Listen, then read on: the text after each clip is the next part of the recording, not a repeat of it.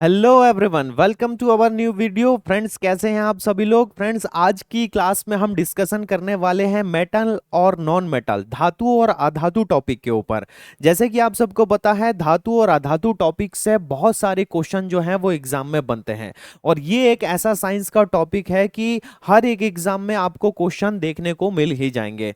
तो चलिए मेरे फ्रेंड्स, आज के सेशन की शुरुआत करते हैं। मेटल और नॉन मेटल को हम डिटेल से समझते हैं। अगर आप ये पूरा सेशन अच्छे से देख लेते हैं तो आपको एग्जाम में बहुत अच्छे नंबर आप एग्जाम में ला सकते हैं। चलो, आज हम सबसे पहले स्टार्ट करते हैं धातु के बारे में। जैसे कि आप सबको पता है, मेटल की कुछ स्पेशल फीचर्स होते हैं, कुछ स्पेशल प्रॉपर्टीज होती हैं। हम इमेज के जरिए, उदाहरण के जरिए बड़ी आसानी से चीजों को समझने वाले हैं। चलिए, सबसे पहले बात करते हैं मेटल के बारे में, धातु के बारे में कि धातुएं क्या होती है। तो आप सबको पता है मेरे दोस्तों की धातु, जैसे कि आप सब लोग दैनिक जीवन में अगर देते हैं तो भाई गोल्ड है, सिल्वर है, आयरन है, ये है ना, तांबा है। तो ये सारी चीजें जो हैं वो धातु के तौर पर पाई जाती हैं। तो ऐसे पदार्थ होते हैं जो कठोर होते हैं, जो हार्ड होते हैं, है ना, जो चमकदार होते हैं, जिनमें हल्का साइनीपन होता है, जो मेलेबल होते हैं, अगाध वर्धनी होते हैं, मतलब जो थोड़े से सॉफ्ट भी होते हैं, जिनकी अलग अलग चीजें बनाई जा सकती है, जो तन्य होते हैं, ध्वनि युक्त होते हैं, ऊष्मा और विद्युत के सुचालक होते हैं, गुड कंडक्टर होते हैं ना। जैसे कि कॉपर के बारे में बात करें, सिल्वर की बारे में बात करें, तो ये क्या होते हैं, बहुत ही बढ़िया चालक होते हैं। तो ये गुड कंडक्टर होते हैं। तो ये सब क्या कहलाते हैं भाई, धातु कहलाते हैं। मतलब धातु में कुछ ऐसी प्रॉपर्टीज पाई जाएगी। कौन कौन सी भाई, हार्ड होगा, है ना, इसमें कुछ साउंड मिलेगा, मेलेबल मिलेगा, है ना, ये डक्टाइल होगा। जितनी भी धातुएं होती है ठोस ही होती है ना। कुछ अपवाद हम आपको आगे भी बता देंगे। चलो भाई, धातु के कौन कौन से उदाहरण है। धातु किसे कहते हैं भाई, लोहा है ना, कॉपर है, एल्यूमिनियम है, कैल्शियम है, ये सब धातु कहलाती है ना। जो लोग भाई बेसिक जानकारी जानना चाहते हैं तो उनके लिए भी हम बेसिक चीजें बता देते हैं भाई। एल्यूमिनियम, कैल्शियम, आयरन, ये सब क्या कहलाती है भाई, धातु है। इनमें एक खास गुण पाया जाता है। कौन सा खास गुण पाया जाता है, ये इलेक्ट्रो पॉजिटिव होती है नेचर में। कैसी पाई जाती है भाई, ये विद्युत धनात्मक होती है। कैसी होती है हम डिटेल में आगे पढ़ाएंगे भाई, है ना। धातुएं प्रकृति में क्या होती है भाई, विद्युत धनात्मक होती है। कई बार एग्जाम में पूछा गया है। देखिए भाई, आगे एक और टॉपिक है कि संयोजी कोश में इनका जो आउटर मोस्ट सेल होता है, जब इसका स्ट्रक्चर देखेंगे हम थोड़ा और बता देंगे कि इनके संयोजी कोश में एक, दो या तीन इलेक्ट्रॉन होते हैं। देखिए, धातुएं जो होती है ना मेरे फ्रेंड, ये इलेक्ट्रॉन का त्याग करती हैं। धातुएं हमेशा क्या करती हैं, इलेक्ट्रॉन को डोनेट करती हैं, इसलिए हमेशा इलेक्ट्रोपॉजिटिव होती हैं, विद्युत धनात्मक होती है ना। देखिए, आगे लिखा भी होगा, इलेक्ट्रॉनों को आसानी से त्याग देती हैं, है ना। ये धातुओं के हमारे पास कुछ उदाहरण हो गए। देखिए, हम पीरियोडिक टेबल में अगर इसकी स्थिति देख लेते हैं कि हमारे पास टोटल एलिमेंट की नंबर जो होते हैं वो कितने हैं, 118 धातु हैं, है ना। धातु और अधातु, उपधातु, सारी चीजें हैं भाई। 118 में से हम कैसे पहचान पाएंगे कि कौन कौन सी धातु है, कौन कौन सी अधातु है, कौन कौन सी उपधातु है। तो आपको बता देते हैं कि यहाँ पर ये पीरियोडिक टेबल में पूरे जो 118 तत्व दिए हुए हैं, एलिमेंट दिए हुए हैं, अगर आप यहाँ से ऐसा एक, ये जो ब्लू कलर की लाइन देख रही हैं, ब्लू कलर की लाइन आपको दिखाई दे रही है, बोरॉन है, सिलिकॉन है, जर्मेनियम, आर्सेनिक, एंटीमनी, टेल्यूरियम, ये लाइन के इस तरफ जितनी भी सारी चीजें हैं, जितने भी एलिमेंट आपको दिखाई दे रहे हैं, जैसे कि लिथियम है, sodium, potassium, calcium, manganese, ferrous है, लोहा है, निकेल है, कॉपर, जिंक है, पैलेडियम है, टंगस्टन है, ये सब क्या है मेरे फ्रेंड, ये सब धातुएं हैं। तो धातुओं की संख्या क्या है, ज्यादा है। और अगर हम अधातु की संख्या बात करें तो कार्बन है, नाइट्रोजन है, oxygen, fluorine, phosphorus, sulphur, chlorine, ये क्या है, अधातुओं की संख्या बहुत ही कम है। देख रहे हैं ना आप, येलो कलर में यहां पर देख रहे हैं, ये क्या है भाई, नॉन मेटल है ना। और ये अक्रिय गैसें, कुछ गैसें भी हमारे पास। तो मेटल की संख्या क्या है, ज्यादा। ये नीचे भी क्या है, सब मेटल दी हुई है।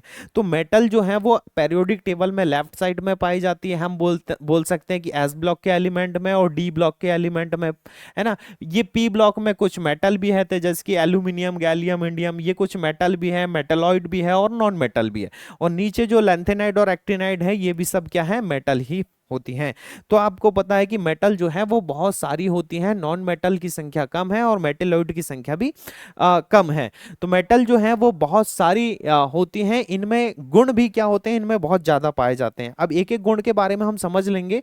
देखिए मेटल के जो गुण होते हैं ना वो तीन टाइप के होते हैं। सबसे पहले आपको मेटल की प्रॉपर्टीज के बारे में बता देते हैं हम, कि मेटल के जो गुण पाए जाएंगे, प्रॉपर्टीज होंगे, है ना, प्रॉपर्टीज। मेटल के जो गुण होंगे वो तीन टाइप से हम पढ़ने वाले हैं आज। सबसे पहला गुण पढ़ेंगे हम फिजिकल, है ना, फिजिकल। फिजिकल मतलब कौन सा, जो भौतिक गुण है जिसको कहते हैं हम, है ना। पहला गुण होगा क्या, इसका भौतिक गुण।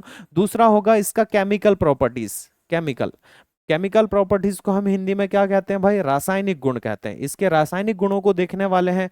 और फिर तीसरा देखेंगे भाई हम मैकेनिकल, मैकेनिकल, मैकेनिकल में हम बोलेंगे कि यांत्रिक गुण कौन से होते हैं इनके। तो इन तीन गुण के बारे में एग्जाम में जरूर पूछा जाता है भाई। आप लोग अगर पहली बार जुड़े हुए हैं और अगर सेशन पसंद आता है तो सेशन को लाइक जरूर कीजिएगा। तो सबसे पहले बात करते हैं कि भौतिक गुण क्या होते हैं, फिजिकल प्रॉपर्टीज ऑफ मेटल क्या होती है।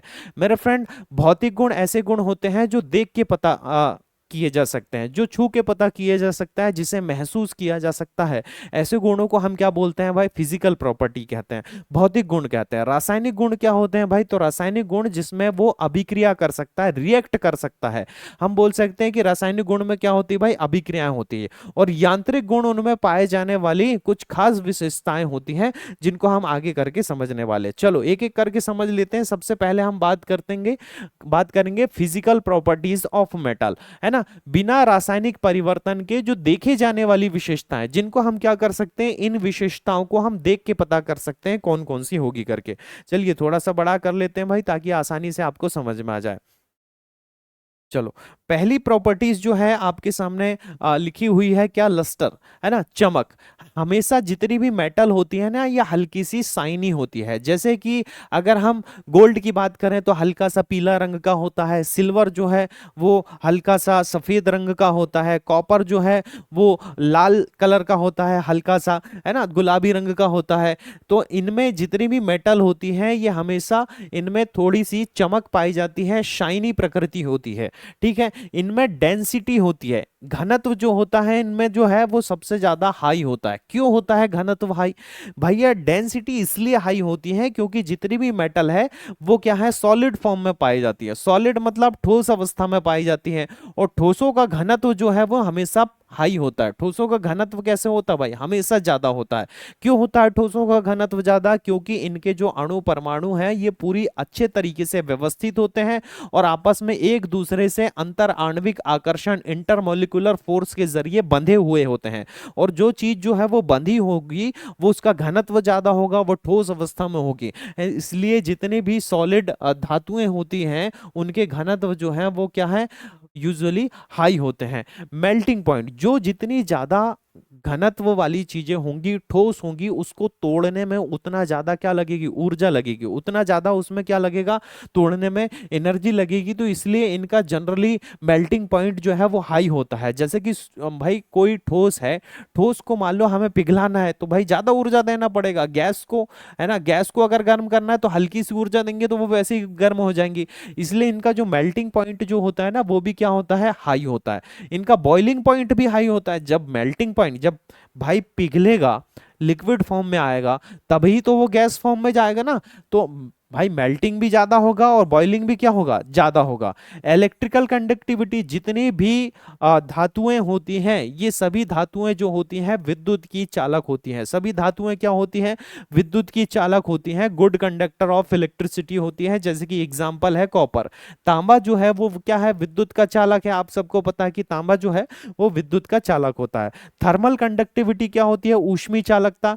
तो ये ट्रांसफर हीट इजीली, आसानी से ऊष्मा को ट्रांसफर कर सकती हैं। आसानी से ऊष्मा जो है इनके अंदर से होकर प्रवाहित हो सकती है। जैसे कि किसी रॉड को हम एक सिरे से गर्म करें तो वो क्या होता है, धीरे धीरे धीरे धीरे दूसरा सिरा भी उसका गर्म होने लगता है। तो हम बोल सकते हैं कि आसानी से ऊष्मा को क्या कर सकती हैं, ट्रांसफर कर सकती हैं कलर देखिए, हर एक जो धातु होती है उसका एक विशेष रंग पाया जाता है, कलर पाया जाता है। कैसे कि इसमें जैसे कि सिल्वर जो है वो ग्रे कलर का होता है, गोल्ड जो है वो हल्का पीला रंग का होता है, कॉपर जो है हल्का गुलाबी रंग का होता है। ठीक है, तो सभी धातुओं में क्या पाया जाता है, कलर पाया जाता है। अवस्था, मोस्टली ये क्या होती है भाई, सॉलिड होती है। जितनी भी धातुएं होती हैं ये कैसी होती हैं, ठोस होती हैं। इनको हम भाई देख के पहचान सकते हैं। इसमें एक जो है अपवाद है, और अपवाद का नाम है भाई क्या है, मरकरी। मरकरी एकमात्र ऐसी धातु है जो द्रव अवस्था में पाई जाती है। मरकरी धातु किस अवस्था में पाई जाती है भाई, द्रव अवस्था में पाई जाती है। सोनोरिटी मतलब इनमें क्या होता है, साउंड आता है जब इनको हम किसी से टकराते हैं। जब भी किसी मेटल को किसी ठोस चीज से टकराया जाएगा तो इनमें क्या निकलेगा, हल्का सा साउंड निकलेगा। और सबका साउंड क्या होता है, जो अलग अलग टाइप का हो सकता है। तो जितनी भी मेटल है वो क्या करती है, प्रोड्यूस साइन व्हेन स्ट्रक, कि अगर किसी से टकराती है तो क्या होती है, उनमें ध्वनि उत्पन्न होती है। ओपेसिटी अपारदर्शिता, ये क्या होती है, नॉन ट्रांसपेरेंट होती है। इनके आर पार नहीं देखा जा सकता। क्या लोहे के आर पार देखा जा सकता है, नहीं। कोई भी मेटल हो इनके आर पार जो है वो नहीं देखा जा सकता। तो ये सारी चीजें क्या है भाई, ये फिजिकल प्रॉपर्टी है, फिजिकल प्रॉपर्टी में आती है ना। इसके अलावा हम केमिकल प्रॉपर्टी और मैकेनिकल भी समझने वाले। तो फिजिकल प्रॉपर्टी में आपने सबने सबसे पहले देखा कि इनमें क्या पाई जाती है, चमक पाई जाती है, कठोरता होती है, तन्यता होती है। अच्छा, चलो थोड़ा सा और देख लेते हैं भाई। केमिकल प्रॉपर्टी है ना, रासायनिक प्रक्रिया प्रतिक्रिया से जुड़ी विशेषताएं। जो केमिकल प्रॉपर्टी होती है ये क्या होती है, रासायनिक परिवर्तन इनमें होता है। कैसे रासायनिक परिवर्तन होता है, तो एक एक करके समझ लेते हैं भाई। चलो, सबसे पहला पॉइंट है इसमें रिएक्टिविटी विथ ऑक्सीजन। जितनी भी मेटल है ये ऑक्सीजन के साथ में रिएक्ट कर जाती हैं, फॉर्म और क्या बना लेती है, ऑक्साइड बना लेती है। क्या बना लेती है भाई, ऑक्साइड बना लेती है। जैसे कि एग्जांपल से बात करें कि भाई सोडियम ऑक्सीजन के साथ में मिला और क्या बन गया भाई, सोडियम का ऑक्साइड बनेगा। सोडियम का क्या बन जाएगा, ऑक्साइड बन जाएगा। कैल्शियम का ऑक्साइड हो सकता है, फेरस के ऑक्साइड हो सकते हैं। तो ये सभी मेटल जो है वो ऑक्सीजन के साथ में रिएक्ट करती हैं और क्या बना लेती हैं, ऑक्साइड बना लेती हैं।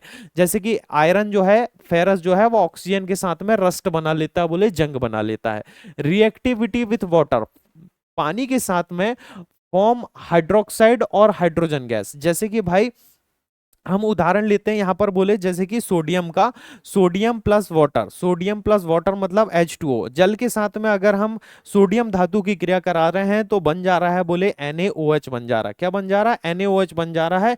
और हाइड्रोजन गैस जो है वो बाहर निकल जा रही है। तो जितनी भी धातुएं हैं, जैसे कि हमने यहाँ पर सोडियम लिए तो ऐसी जगह में हम कैल्शियम भी ले सकते थे, है ना, फेरस भी ले सकते हैं। ये जल के साथ में क्या करती है भाई, हाइड्रोक्साइड बनाती है, मतलब एक साल्ट बना लेती है, NaOH बना लेती है और हाइड्रोजन गैस मुक्त करती हैं। हाइड्रोजन गैस इसमें डेफिनेटली क्या होगा, बाहर होगा। जैसे जिंक, अच्छा एसिड के साथ में क्या करती हैं, तो भाई जिंक के साथ और HCl के साथ। देखिए जिंक धातु हमारे पास, ये HCl के साथ में रिएक्ट करके क्या बना ले रही है, ZnCl2 बना ले रही है और हाइड्रोजन गैस मुक्त कर रही है। तो मतलब ये भी क्या करती है भाई, धातुएं जो है वो अम्लों के साथ में क्रिया करके हाइड्रोजन गैस मुक्त करती हैं।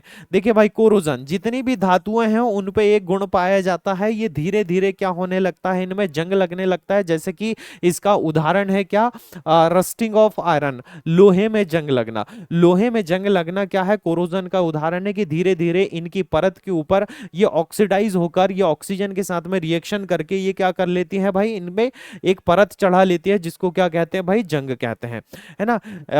इलेक्ट्रोकेमिकल बिहेवियर के बात करें तो एबिलिटी टू लॉस इलेक्ट्रॉन, ये इनमें हमेशा क्या होता है, जितनी भी मेटल होता है इनमें ऑक्सीडेशन प्रोसीजर पाई जाती है। अभी डिटेल में समझने वाले। ऑक्सीडेशन मतलब क्या, ये इलेक्ट्रॉनों को मुक्त करती हैं और ऑक्सीडाइज हो जाती हैं, तो हमेशा विद्युत धनात्मक आयन बनाती हैं। तो ability to loss two electron, ये हमेशा क्या करती हैं भाई, इलेक्ट्रॉनों का लॉस करती हैं, हमेशा इलेक्ट्रॉन को डोनेट करती है। वैलेंसी, मेटल डोनेट इलेक्ट्रॉन, जितनी भी मेटल है वो क्या करती है, डोनेट करती है, इलेक्ट्रॉनों को दान करने का काम करती है। फॉर्मेशन ऑफ एलॉय, जितने भी धातुएं होती हैं ये कंबाइन फॉर्म में या फिर हम बात करते हैं कंबाइन फॉर्म में किसी मेटल के साथ या किसी नॉन मेटल के साथ जुड़कर क्या बना लेती है भाई, ये अलॉय बना लेती है, मिश्र धातुएं बनाने का गुण पाया जाता है। जैसे कि है ना कॉपर जो है, कॉपर जो है वो जिंक के साथ में मिलकर पीतल बना लिया, है ना, या कॉपर दूसरे के साथ में टिन के साथ में मिलकर, है ना, कॉपर जिंक और टिन के साथ में मिलकर गन मेटल बन गया, या कॉपर और टिन मिलकर क्या बन गया, कांसा बन गया। तो जितने भी हमारे पास मेटल है ये किसी दूसरे मेटल के साथ में या नॉन मेटल के साथ में मिलकर क्या बना लेती है भाई, अलॉय बना लेती है, मिश्र धातुएं बना लेते हैं। तो ये इनके कौन से केमिकल प्रॉपर्टी। अब बात करते हैं मैकेनिकल प्रॉपर्टीज ऑफ मेटल, है ना, जो बल लगने के व्यवहार के कारण इसको देखा जाता है कि भाई अगर हम इन पे बल लगाएं, मेटल के ऊपर अगर फोर्स डालते हैं तो किस प्रकार से इनका बिहेवियर चेंज होता है। तो देखिए बिहेवियर के बारे में बात करें कि किस प्रकार से, जैसे स्ट्रेंथ मजबूती, देखिए भाई मजबूती के बारे में बात करें तो जितनी भी मेटल होती हैं ये हमेशा क्या होती है भाई, मजबूत होती है ना। Ability to withstand load, ये क्या कहते हैं, लोड को क्या कर सकती है, झेल सकती है, उनको सह सकती है, मजबूती से क्या कर सकती है, उसको भार को सह सकती है। सभी मेटल जो होती है वो हार्ड होती है, कठोर होती है, स्क्रैच वगैरह इनमें नहीं पड़ते, है ना। इलास्टिसिटी का गुण इनमें पाया जाता है। इनमें क्या होता है भाई, जैसे कि इलास्टिसिटी मतलब इनको झुकाया जा सकता है, मोड़ा जा सकता है ना, तो रिटर्न ये अपने ओरिजिनल शेप में आ जाती है। प्लास्टिसिटी का गुण पाया जाता है। परमानेंट डिफॉर्मेशन एबिलिटी, अगर मान लो हमने किसी रॉड के जरिए को ऐसे भाई झुका दिया या उसको अच्छे से मोड़ दिया तो इसमें परमानेंट डिस्टॉर्शन भी आ जाता है भाई, है ना। और कुछ ऐसी भी होती हैं जिनको हम थोड़ा सा मोड़े तो अपनी पुनः वापिस स्थिति में भी आ जाती है। तो ये सब इनके क्या पाए जाते हैं, मैकेनिकल प्रॉपर्टीज। डक्टिलिटी, इनके तार भी खींचे जा सकते हैं, जैसे कॉपर के वायर खींचे जा सकते हैं, है ना। वैसे अगाध वर्धनीयता का गुण, मेलेबिलिटी का गुण पाया जाता है। मेलेबिलिटी से क्या होता है कि भाई इनके पतले पतले शीट बनाई जा सकती है, चादर बनाई जा सकती है, जैसे गोल्ड के आभूषण बनते हैं, कितनी पतले पतले इनमें फॉइल होता है। तो ये किस गुण के कारण होता है, ये मेलेबिलिटी गुण के कारण होता है। टफनेस का गुण पाया जाता है। ये देखिए एब्जॉर्ब एनर्जी बिफोर ब्रेकिंग, भाई टूटने से पहले ये एनर्जी को क्या कर सकती है, एब्जॉर्ब कर सकती है। टफ होती है भाई, एकदम से नहीं टूट जाती कि हल्का सा हमने भाई दबाव दिए या बल दिए तो ये टूट गई। अच्छा कुछ चीजें जो है वो टूट भी जाती हैं, है ना, ब्रेक इजीली टूट भी जाती है, और कुछ क्या होती है टफ भी होती हैं। स्टिफनेस का गुण, फटीग का गुण, क्रीप का गुण, ये क्या होती हैं, इनमें मैकेनिकल प्रॉपर्टीज भाई पाई जाती है। चलो आशा करते हैं कि भाई बहुत सारे गुण आपको समझ में आ गए होंगे। थोड़ा सा डिटेल मैंने यहाँ पर लिख दिया हूँ, जैसे कि भौतिक अवस्था, धातुएं जो होती हैं ये सामान्यतः ठोस अवस्था में होती है। पारा एकमात्र ऐसी धातु है जो कमरे के ताप पर क्या होती है भाई, रूम टेम्परेचर पर लिक्विड फॉर्म में पाया जाता है ना। गोल्ड, सिल्वर है, प्लेटिनम है, अन्य धातुएं जो है वो इस तरीके से पाई जाती है। ये सभी क्या करती हैं, ध्वनि उत्पन्न करती हैं भाई। इनमें घनत्व जो होता है क्या, हाई होता है भाई। जैसे कि ऑस्मियम सबसे अधिक घनत्व वाला तत्व होता है। सभी धातुएं विद्युत की सुचालक होती है। ऊष्मा चालकता का मान भाई इनमें पाया जाता है। सभी सुचालक होती हैं, ऊष्मा को अपने अंदर से गुजरने देती है। ऑक्सीजन के साथ संयोग करके क्या बना लेती है भाई, ऑक्साइड बना लेती है, जैसे सिल्वर के, सोडियम के ऑक्साइड, मैग्नीशियम के ऑक्साइड, एल्यूमिनियम के ऑक्साइड, देखें आप एग्जाम्पल में देख सकते हैं, है ना।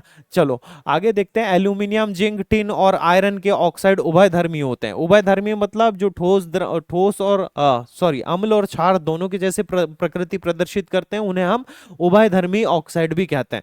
ठीक है भाई, तो हम बोल सकते हैं कि एल्यूमिनियम, जिंक और टिन के साथ ये उभयधर्मी प्रकृति दर्शाते हैं, है ना। वे धातु ऑक्साइड जो अम्लीय और क्षारी दोनों प्रकार से व्यवहार प्रदर्शित करते हैं, अम्ल और क्षार के साथ अभिक्रिया करके लवण बनाते हैं, उन्हें हम उभयधर्मी ऑक्साइड कहते हैं। ये यहाँ पर उभयधर्मी ऑक्साइड का डिटेल लिखा हुआ भाई, एक बार पढ़ लीजिएगा थोड़ा सा पॉज करके, है ना। अम्लों के साथ में क्या करते हैं, अभी थोड़ी देर पहले बताया क्या बनाते हैं, ये हाइड्रोजन गैस का निर्माण करते हैं। क्या बनाते हैं भाई, धातुएं अम्लों के साथ में क्रिया करके, जैसे कि ये मैग्नीशियम है, HCl के साथ में क्रिया करके क्या बनाएगा भाई, हाइड्रोजन गैस बनाएगा। चलो जल के साथ में क्रिया करके भी क्या बनाते हैं, ये हाइड्रोजन गैस बनाते हैं और लवण बनाते हैं। जैसे कि ये पोटेशियम है, पोटेशियम जो है वो H2O के साथ में क्रिया करके क्या बनाएगा, KOH बना लिया और हाइड्रोजन गैस बना लिया भाई। चलो जल्दी जल्दी में पढ़ते हैं भाई, क्योंकि बहुत सारे गुण होते हैं ना इनके, एक एक गुण को अगर हम सिंपली तरीके से देखने लगे तो बहुत ज्यादा टाइम लग जाएगा। धातु सामान्य सामान्य सॉरी सामान्य क्षारों, है ना।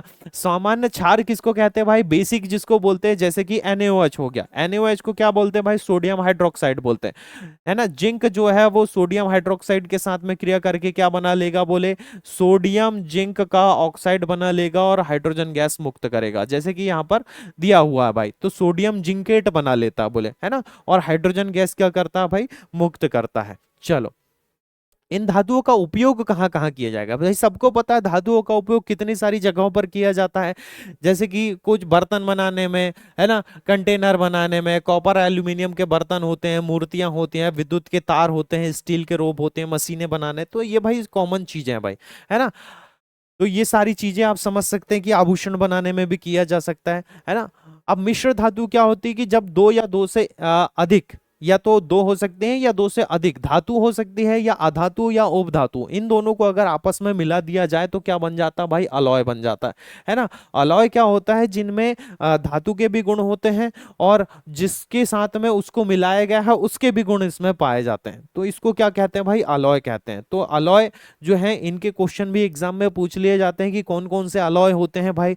जैसे कि पीतल है, पीतल जो है वो कॉपर और जिंक का मिश्रण होता है, मतलब तांबा होता है इसमें और जस्ता होता है ना। इसका उपयोग कहाँ किया जाता है भाई, बर्तन बनाने में। कांसा जो होता है जिसको क्या कहते हैं, ब्रोंज कहते हैं भाई, यहाँ पर इंग्लिश में भी दिया हुआ है देखिएगा।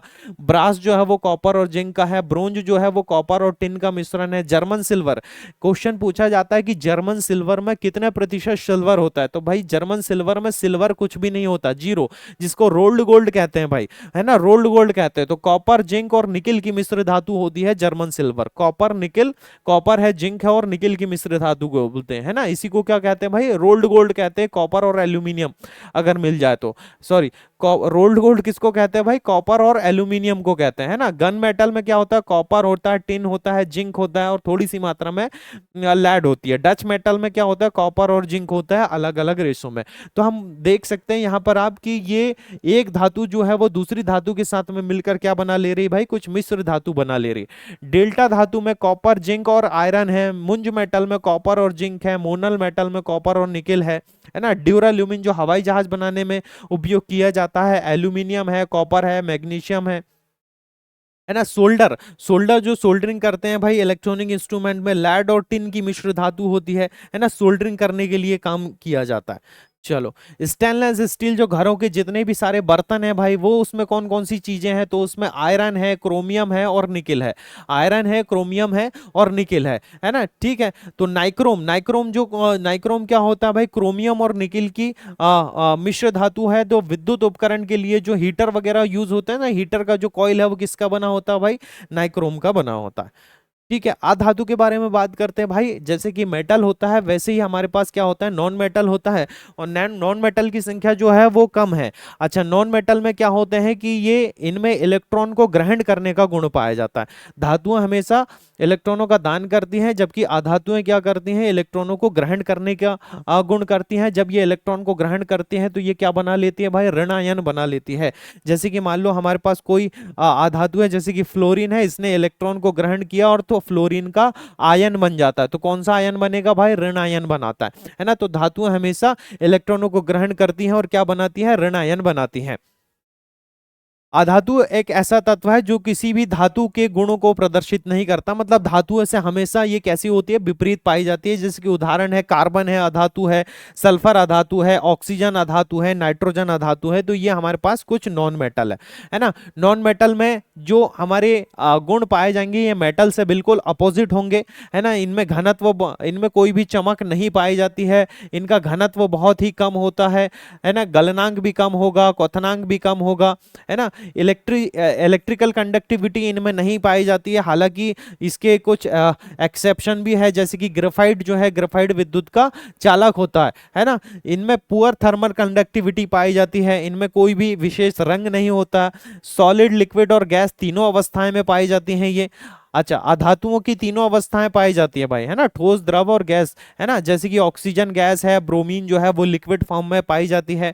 ट्रांसपेरेंसी, मैनी आर ट्रांसपेरेंट, बहुत सारी जो अधातुएं होती हैं वो क्या होती है, ट्रांसपेरेंट। जैसे हवा में ऑक्सीजन है तो हम क्या कर सकते हैं, उसको आसानी से भाई देख सकते हैं। वैसे ही रासायनिक व्यवहार क्या होते हैं इनके, chemical properties of non metal, react with oxygen. ये कार्बन, देखिए कार्बन यहां पर लिखा हुआ है, कार्बन ऑक्सीजन से क्रिया करके क्या बना ले रहा है भाई, कार्बन जो है वो O2 से क्रिया करके क्या बना ले रहा है, CO2 बना ले रहा है, कार्बन डाइऑक्साइड बना ले रहा है ना। तो ये क्या कर सकती हैं, ऑक्सीजन के साथ में रिएक्ट कर जाती हैं आसानी से। Do not react with water easily, आसानी से पानी के साथ में रिएक्शन नहीं करती हैं। अधातुएं जो हैं वो आसानी से पानी के साथ में रिएक्शन नहीं करती है। और क्षारों के साथ में ये क्या बना लेती है, सॉल्ट बना लेती है, क्षार के साथ में सॉल्ट बना लेती है। रिएक्ट विथ हाइड्रोजन, हाइड्रोजन के साथ में आसानी से, जैसे कि ये क्लोरीन है भाई, क्लोरीन जो है वो हाइड्रोजन के साथ में क्रिया करके क्या बना लेता है, अम्ल बना लेता है, HCl बना लेता है, 2HCl बना लेता है, ठीक है। तो ये भाई जैसे कि धातु के गुण है वैसे ही अधातु के भी गुण है, लेकिन बिल्कुल धातुओं से अपोजिट है। जैसे धातुएं हाई स्ट्रेंथ में पाई जाती हैं, बहुत मजबूत होती हैं, लेकिन अधातुएं कम मजबूत होती हैं भाई, नरम होती हैं, भंगुर होती हैं, है ना, नॉन डक्टाइल होती हैं, नॉन मेलेबल होती हैं, नॉन इनमें लो टफनेस पाई जाती है, लो इलास्टिसिटी पाई जाती है। तो ये सारे क्या है भाई, अधातुओं के क्या होते हैं, गुण पाए जाते हैं, है ना। आपको अगर देखना है तो आप धीरे से इनका वीडियो को पॉज कीजिए और ये जो सारे पॉइंट है आप आसानी से इनको रीड कर सकते हैं। चलिए आगे हम बात करते हैं धातु अधातु के बारे में बात करते हैं। आप बात करते हैं उपधातु। उपधातु क्या होता है मेरे फ्रेंड, ऐसी धातुएं, हम धातुएं नहीं बोल सकते कि ऐसे तत्व जो धातु और अधातु दोनों के गुण प्रदर्शित करते हैं, हम उन्हें उपधातु या मेटलॉइड, या एक और शब्द बोला जाता है सब मेटल। देखिए उपधातु ऐसे रासायनिक तत्व हैं जिनमें धातु के साथ और अधातु के गुण, धातु के भी गुण पाए जाते हैं और अधातु के गुण भी पाए जाते हैं, तो अब उन्हें हम क्या कहते हैं, उपधातु कहते हैं। जैसे कि टेलुरियम हो गया, एंटीमनी हो गया, पोलोनियम हो गया, सिलिकॉन है, जर्मेनियम है, बोरॉन है। ये यहाँ पर आपको कुछ इस प्रकार से उपधातु दिखाई दे रही है। ये क्या है, ऐसी चीजें हैं भाई, इनका उपयोग जो है वो इलेक्ट्रॉनिक उपकरणों में विशेषतः किया जाता है। भूपर्पटी में सिलिकॉन सबसे प्रचुर मात्रा में पाया जाता है। जो अर्थ क्रस्ट है उसमें सिलिकॉन जो उपधातु है वो आसानी से उपलब्ध होने वाली है। देखिए उपधातुओं के अगर आपको नाम याद रखना है तो बोरॉन है, सिलिकॉन है, जर्मेनियम है, आर्सेनिक है, एंटीमनी है, टेलुरियम है, पोलोनियम है। ये कुछ उपधातुओं के यहाँ पर नाम दिए हैं क्योंकि बहुत ही कम है मात्रा में है ना। जो सिलिकॉन और जर्मेनियम है, सिलिकॉन और जर्मेनियम सबसे ज्यादा उपयोग होने वाली उपधातु है। और कहाँ किया जाता है, इलेक्ट्रॉनिक उपयोग में, इलेक्ट्रॉनिक उद्योगों में, इलेक्ट्रॉनिक उपकरणों के निर्माण में, जैसे कि IC बनाना, डायोड बनाना, ट्रायोड बनाना, ट्रांजिस्टर बनाना। तो इनका उपयोग हम कहां करते हैं भाई, इलेक्ट्रॉनिक उद्योगों में उपधातु का उपयोग किया जाता। चलिए थोड़ा सा इनके गुण पाए जाते हैं भाई। उपधातु भंगुर होती हैं, कुछ हद तक चमकदार होती हैं, आमतौर पर कमरे के ताप पर ठोस होती हैं, विद्युत का चालन आसानी से कर सकती हैं, मतलब मीडिएटर के तौर पर करती है। ना धातु के जैसे तेज विद्युत का चालन करती हैं, ना अधातु के जैसे कम करती हैं। तो इनमें धातु और अधातु के बीच वाले जो गुण है ना वो पाए जाते हैं भाई। आप ध्यान से एक बार पढ़ लीजिएगा, है ना। एक बार देख लेते हैं भाई, सिलिकॉन का उपयोग कंप्यूटर चिप्स में, कंप्यूटर की जो चिप्स होती है ना, IC हो गया, ट्रांजिस्टर हो गया, डायोड हो गया, उनको बनाने में अर्धचालक के रूप में किया जाता है। अच्छा इनको क्या कहते हैं, अर्धचालक भी कहते हैं, है ना। सिलिकॉन जर्मेनियम सबसे ज्यादा उपयोग होने वाले क्या होते हैं, अर्धचालक। जर्मेनियम और टेलुरियम अपनी औषधि क्षमता के लिए प्रसिद्ध हैं भाई, है ना। फ्लोरोसेंट लैंप और इंफ्रारेड डिटेक्टर में जर्मेनियम का उपयोग किया जाता है, जो एक प्रकार का क्या है भाई, अर्धचालक है। देखिए टेलुरियम का उपयोग चीनी मिट्टी की वस्तुओं में किया जाता है। एंटीमनी का उपयोग पेंट और सिरामिक एनिमल्स बनाने में किया जाता है। तो भाई ये इतनी सारी क्या है हमारे पास, आधातुएं हैं, ओ सॉरी उपधातु हैं। तो धातु भी इतनी सारी है, आधातु भी इतनी सारी है भाई, बहुत सारी चीजें हैं। तो आशा करते हैं कि आज का जो सेशन है आपको पसंद आया होगा। मेटल और नॉन मेटल की ये बेसिक जानकारी मैंने आपको दिया। देखिए हालांकि पढ़ने के लिए चीजें और भी बहुत सारी हैं कि इनकी सारी प्रॉपर्टी को एक एक करके अगर हम डिटेल से समझना चाहें तो बहुत ज़्यादा टाइम लग जाता है। और आजकल जो है वो शॉर्ट्स का ज़माना भाई, फिर भी हम आधे आधे घंटे के आपके लिए वीडियो लेकर आ रहे हैं ताकि आप थोड़ी सी एक्स्ट्रा नॉलेज ले लें। और एक्स्ट्रा नॉलेज जो है आपके जीवन में, आपकी पढ़ाई में बहुत ज़्यादा काम आने वाली है। तो ये कुछ हमारे पास मेटल और नॉन मेटल के टॉपिक थे। आशा करते हैं कि आज का सेशन जो है वो आपको पसंद आया होगा। और अगर पसंद आया है तो वीडियो को लाइक जरूर करें और चैनल को सब्सक्राइब जरूर करें। Thank you for watching.